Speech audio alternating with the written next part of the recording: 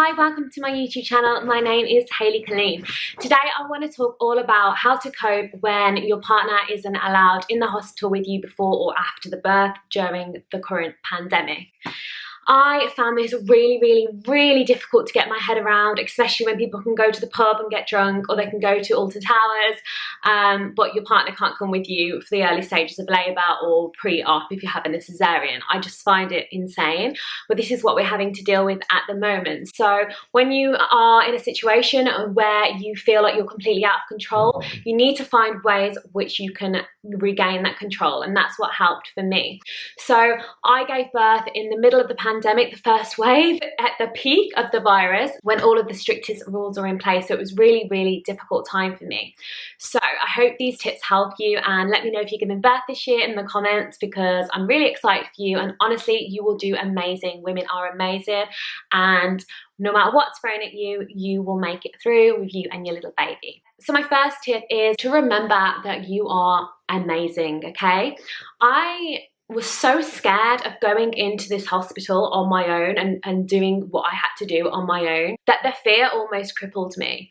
But I actually genuinely believe that I am a stronger person because of what I went through. And I literally hate when people say that. I'm normally like, oh God, whatever. But I actually do feel that, because when you give birth, you feel like you are so strong. Like, you feel like Superwoman. You feel like you can take on anything, because you can. You can take on those first few hours, those first few days on your own. I promise you. I know this isn't ideal. I know that you should be with your family. I know that I should have been. And yes, it can be very traumatic. But ultimately, realize the strength and power you have as a woman.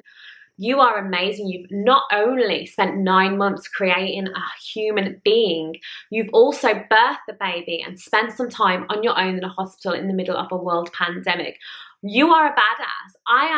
I am literally in awe of myself. I'm in awe of every single woman this year who has given birth in these hospitals during this time. This is unprecedented. So take a moment and give yourself grace and give yourself compassion, and whatever you're feeling, it's okay. Don't try and act like everything's okay if it's not. It's okay to feel vulnerable. It's okay to feel scared. Who wouldn't feel scared in your situation? My next tip is to remember that this is temporary. I feel like when you're in the hospital, you feel like you're never going to get out a little bit, and you feel quite alone. And I'm not saying this to scare you. I'm saying this because it's the reality, and I think you should prepare yourself for this, because the lack of preparation is what causes anxiety, I think. Remember, this is temporary, and remember that you are having this time with your little one, and this is the only time that you will have just you and him, and you and her together. And it's such a special time, and it will pass, and everything will pass no matter what happened. I mean, I was in a very serious situation with my little one, and it was really hard, but ultimately the time did pass. I did get to have that time with him and his dad. I did get to have that time at home. It just took a little while longer than it does normally. So no matter what you're going through, remember that there will be a time when you're at home with the baby, where you're with your family, where you're with your partner, and this too shall pass. I think that's really important to remember.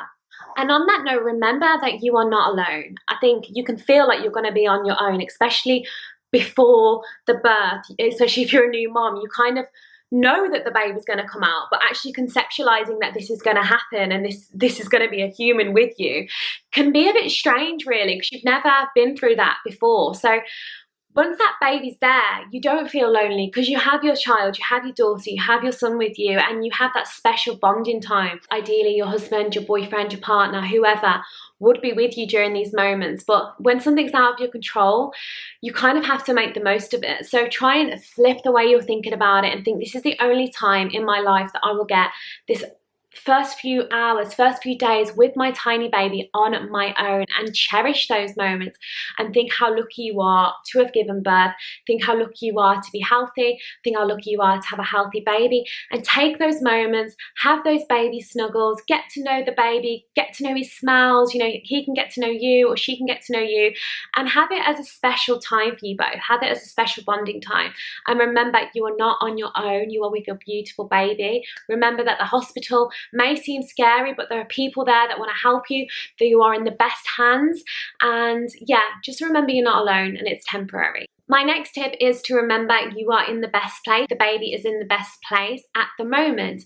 You have medical staff everywhere, you have midwives everywhere who want to help you and are there to help you. That is their main job and main roles, especially if you're a new parent, because I don't know about you, but I kind of was a bit clueless. Like, I knew how to change a nappy and swaddle and things, but not really to the extent that these midwives who have been working there for literally like 25 years do. So use their knowledge, you know, keep pressing that buzzer, asking them questions. Is this okay? Is this okay? If you've got some worries about the baby's skin, the baby's breathing, you know, sometimes babies can look really weird and they can look a bit different to what you thought they were going to look. And sometimes their skulls can be a bit misshapen. So, you know, all of that time where you would have been at home worrying or not really having a clue what you're talking about, ringing the health visitor, take that time to just use the buzzer, ring the midwives and ask for their opinion, ask for their advice. And remember that that's why they're there. That's what they've trained for. And yeah, you're in the best hands. You are seconds away from all of the best doctors, all of the best consultants, all of the best nurses and midwives. And sometimes that can be really, really comforting as a new mom.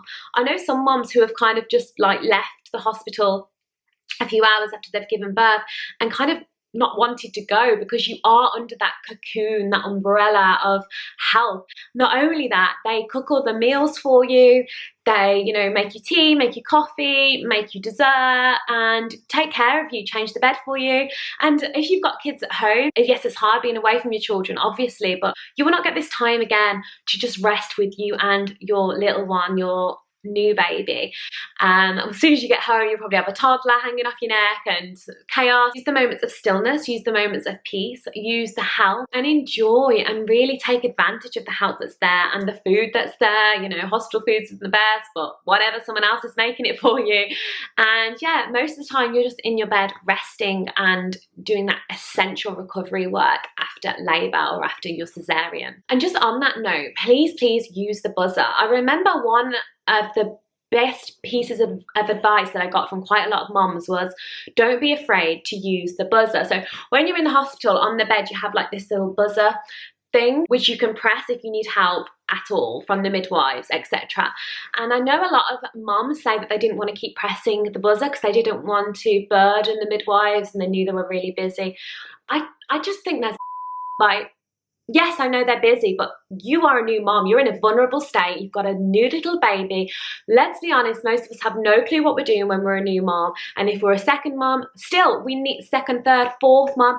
We still need that help. So use that buzzer. Do not feel like a burden. You have just given birth to life. Like, you are unbelievable. The sheer power and strength that it takes to give birth, no matter what way you do it, is unbelievable. So you are in that vulnerable state. Your body has just been through a trauma. Your baby has been through a trauma. And I don't mean trauma in a mental way. I mean like a physical trauma to your body, because a human has just come out of it. So yeah, use the buzzer for anything that you want. You know, you're hungry, you're thirsty, all of these things, even water. Like, I know a girl who spent 8 hours without water because she didn't want to ring the buzzer. And that's not acceptable. You need water. You need water to breastfeed. You need water for colostrum. You just need water to survive. So even small things like that, they may seem small to you, but that's a big deal. And it's going to make your life in the hospital on your own so much harder if you don't accept that help, if you don't ask for help when you need it. Keep on top of that pain relief. If you've got any issues with your stitches, etc., make sure you check them, because this is the perfect time to do that. My next tip is Facetime. Facetime. Honestly, this literally must have saved my life. I was unfortunately in hospital for a week because my baby was poorly in intensive care. So having someone on Facetime pretty much all of the time kept me sane, quite literally. So what I recommend is to have 3 people or 2 people that you can confide in, that you know will be there for you no matter what time, no matter when, no matter what happens.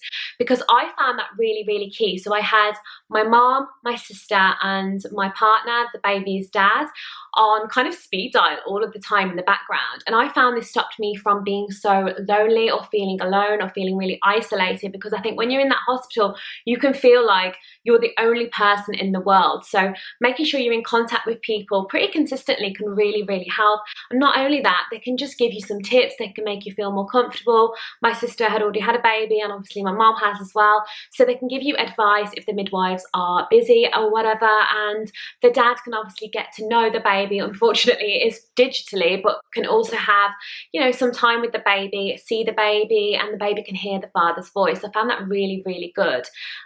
You know, sometimes in the middle of the night it can feel really lonely, I'm not gonna lie, so having someone that you know will answer the phone any time of the day, any time of the night is key. Another thing that I found really, really helpful was having like a stand for your iPad or a stand for your iPhone. Because obviously if you've just had a cesarean or you've just given birth, you don't want to be like trying to sort out where to put the phone, where to put the iPad. So having it in an area where you can always see it, where you can get to it easily, will really, really, really help. And make sure you bring an extension for your charger, because another thing is sometimes the plugs for your charger are like far away, especially if you're on a ward. So sometimes you just don't want to be without your phone because you are on your own, obviously. So make sure that you have a charger, an extension for your charger, because that's really, really helpful. My next tip is, if you are seriously struggling, whether that be mentally or physically, please tell someone, please confide in someone. That was one of the best things I did. When I was in the hospital, I think 3 days into my stay, I was really struggling. I obviously had a very poorly baby. I'd just given birth. I'd had a cesarean. It was the pandemic. I mean, the whole thing was just crazy. I can't believe I even got through it, but I did.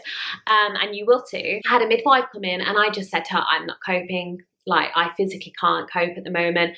My mental health was plummeting and I needed more help. And from that point, I had so much help. I had a support worker come in and help me. She took Freddie off me for a little bit so I could sleep, because I was like hallucinating at one point because I didn't sleep. And I just rested on my own. Now, don't feel guilty for asking for help, asking for someone if they can take the baby for a few hours to go to sleep. This is something that I've had to learn the hard way in motherhood. Because sometimes in order to be the best mom you can be, even in those first few days of motherhood, you need a break. You need someone to take the baby off you. Think about it. If you was at home, your mom would be taking him, your dad would be taking him, your partner would, so you could rest. You've just had a huge operation, or you've just been through hours and hours of labor. You need that help. Do not feel guilty. Do not feel like you shouldn't be asking people for that assistance, for that support, because you need it. Because now more than ever in your whole life, you need to be able to ask for help without feeling guilt. So if you are struggling mentally, please, please, please tell someone, not just your family, tell someone in the vicinity, tell someone in the hospital and ask, what can you do for me? I'm a new mom, I'm vulnerable, I'm on my own, and I need some help, okay? That's my most important tip, actually, I think, out of this whole video. Please, if you really are struggling, ask for help. Leaning on the health professionals, leaning on your partner, leaning on your family, really taking heed of the moment and trying to make the best out of a bad situation. Take time with your little baby, take time for yourself, keep on top of your pain relief, because that's really going to help you as well. Make sure you've got people on speed dial for the middle of the night when you inevitably have those hard nights with newborns. And remember, it's temporary. With it being temporary, a lot of the time now they're trying to get the women out as soon as possible, because it's better for them, it's better for the baby, for them to be at home during the pandemic. So remember that sometimes it can be like you can be home within hours. So cling on to that. And if you are in longer and you're in there for a week, these tips will also help you. My next tip is to have your partner, your mom, your dad, whoever it is, drop things off to you each day. Because I just want to preface this by saying that in the situation I was in, you were not allowed outside of the ward. So you wasn't allowed to go on a walk, you wasn't allowed to go outside, you wasn't allowed to go and get a coffee, you wasn't allowed to go to any of the shops. You are literally almost like prisoned in the ward, which sounds awful, and it can be awful, but and it can be really scary because you can't really go anywhere, you're just like in this room. So one thing that really helped me is that my partner Dan came every single day to drop off to the security, do things for me. Even if I didn't really need anything, it was just knowing that he was there in the presence, knowing that he had stuff for me, that someone cared for me, that someone wanted to help me, and bringing my, you know, bringing snacks that I loved, because yeah, the hospital food isn't the best. So he'd bring me like really nice porridge, chocolate, sparkling water, which yes, I love sparkling water, Coke, all these things that you don't really get in the hospital. Having your partner come and like give you these forbidden snacks that you don't get in the hospital can be amazing and just remind you of home. With it being temporary, a lot of the time now they're trying to get the women out as soon as possible because it's better for them, it's better for the baby for them to be at home during the pandemic. So remember that sometimes it can be like you can be home within hours, so cling on to that. And if you are in longer and you're in there for a week, these tips will also help you. Okay, so thank you so much for listening today, and if you are having a baby this year, please let me know in the comments. I love hearing about little babies being born. I'm literally obsessed with babies now, and I really hope this video has helped you. On a final note, I just want to say, just because I've given these tips, it doesn't mean that I agree with what's happening at the moment. In fact, I completely disagree.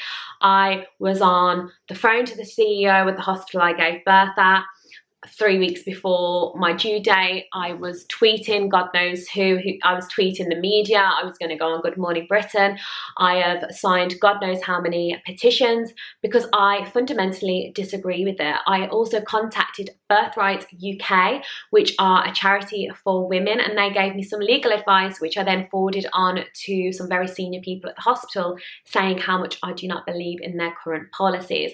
And if you are in agreement with me, I urge you to sign these petitions. I urge you to write to your hospitals. I actually have a template almost that I sent to my hospital, which I'm happy to forward you if you send me your email. I'll leave my email in the comments and you can email me and ask for that, because obviously I did do a lot of work in the background with Birthright, so I kind of know what to say. Loads and loads of petitions going around at the moment, because obviously this is a worldwide issue. Don't even get me started on people on third world countries and the birthing situation there. So I realise we have privilege in the Western culture, but it still doesn't mean that it's right what's happening now. A woman should never birth alone. A woman should never be alone after birth, and a woman shouldn't be alone before birth or in the early stages of labour. It's wrong, point blank. But if this is the situation that we were in, I hope these tips help you. And remember, you are strong, you're amazing, you are a queen, you're a badass, you are an earth mom, you are everything and more, and I'm so proud of you, and good luck.